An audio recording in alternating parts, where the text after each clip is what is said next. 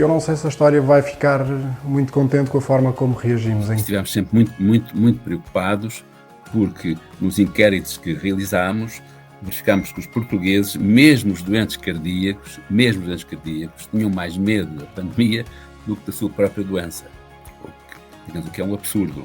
Com o confinamento, com o Covid, nós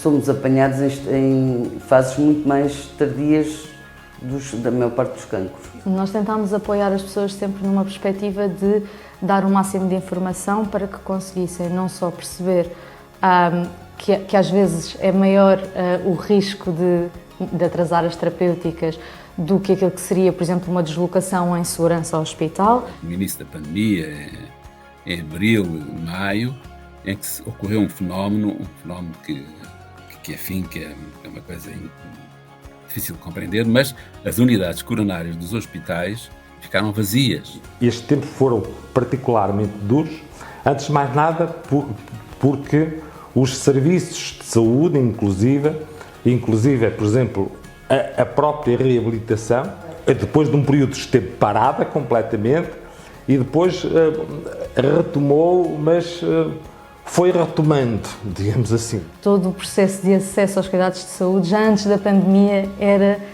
bastante difícil. As pessoas ficaram em casa, muitas delas morreram em casa de infarto de miocárdio por falta de assistência médica. Aliás, houve realmente um aumento de mortes devido à Covid, mas houve um grande aumento das mortes por doenças cardiovasculares. O que aconteceu é que as famílias tiveram necessidade de estar muito mais próximas umas das outras e de perceber como é que vocês estão a fazer, o que é que se passa aqui, como é que vocês estão a viver isto, como é que está o vosso filho a reagir. Nós só estamos preocupados, limitados em pensar que ele vai nos custar 400 euros ou 500 euros com uma terapêutica inovadora.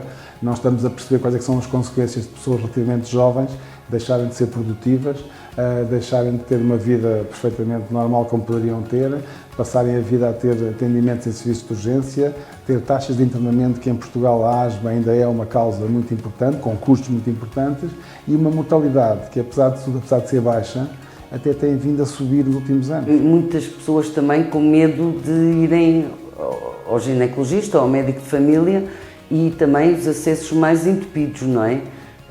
A nível de cuidados primários. As farmácias comunitárias e as equipas que as integram tiveram uma evolução que foi acompanhando a própria evolução da pandemia e aquilo que se sabia em relação ao vírus. E depois os sobreviventes da AVC, naturalmente, porque estão classificados, estão classificados como doentes de risco, digamos assim, obviamente tenderam, em muitos casos, a ficar fechados em casa.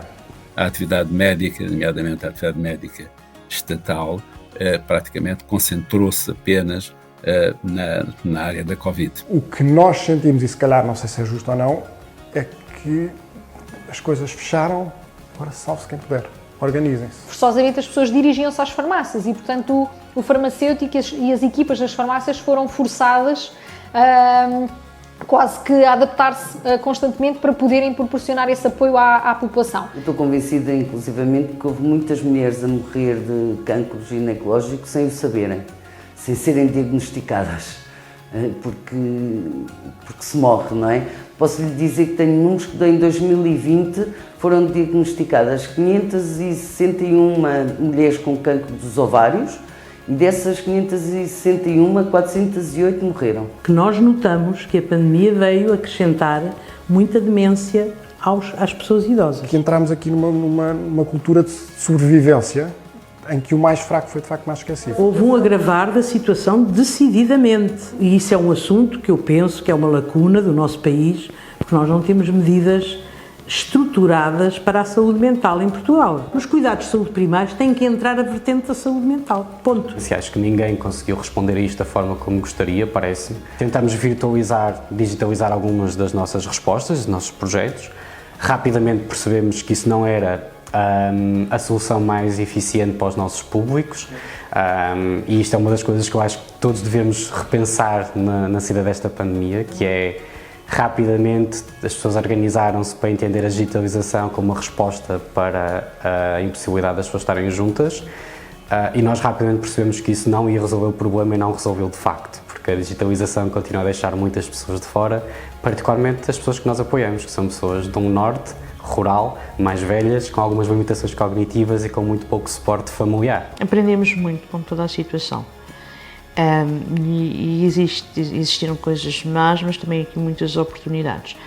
Por exemplo, a saúde digital, portanto, a possibilidade das teleconsultas, que é algo que deve ser explorado, porque não será para aplicar em todos os casos, mas possivelmente consultas de rotina que evitam deslocações e poupam bastante de parte a parte, quer aos serviços, quer sobretudo à pessoa com doença reumática. Foi montado um sistema que foi bastante eficaz e que funcionou do ponto de vista da acessibilidade ao medicamento, mas ainda falta abrir canais de comunicação efetivos entre os serviços farmacêuticos hospitalares e as farmácias comunitárias, entre os profissionais farmacêuticos que operam num local e noutro, com os próprios médicos prescritores, as próprias pessoas que vivem com doença também estarem envolvidas no processo e poderem também intervir enquanto parte integrante e positiva da equipa de cuidados de saúde. Portanto, falta abrir esses canais de comunicação e falta trabalhar de uma forma mais integrada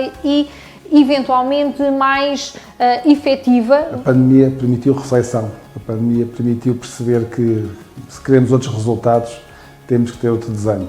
Temos que ter outra maneira de atuar. Muitas das organizações não governamentais e também muitas que fazem parte da plataforma, apesar de cumprirem muitas vezes funções que são do Estado e que o Estado não está a conseguir dar resposta, não têm qualquer tipo de apoio do Estado.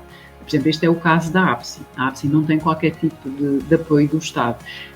E naturalmente nós poderíamos cumprir muito melhor a nossa missão e intervirmos de uma forma às vezes mais dirigida e até em termos da definição daquilo que nós consideramos as prioridades, portanto, dando prioridade àquilo que nos parece efetivamente mais relevante em determinada altura, se tivéssemos mais meios para o fazer, e estou certa que esta é uma realidade que não é só nossa.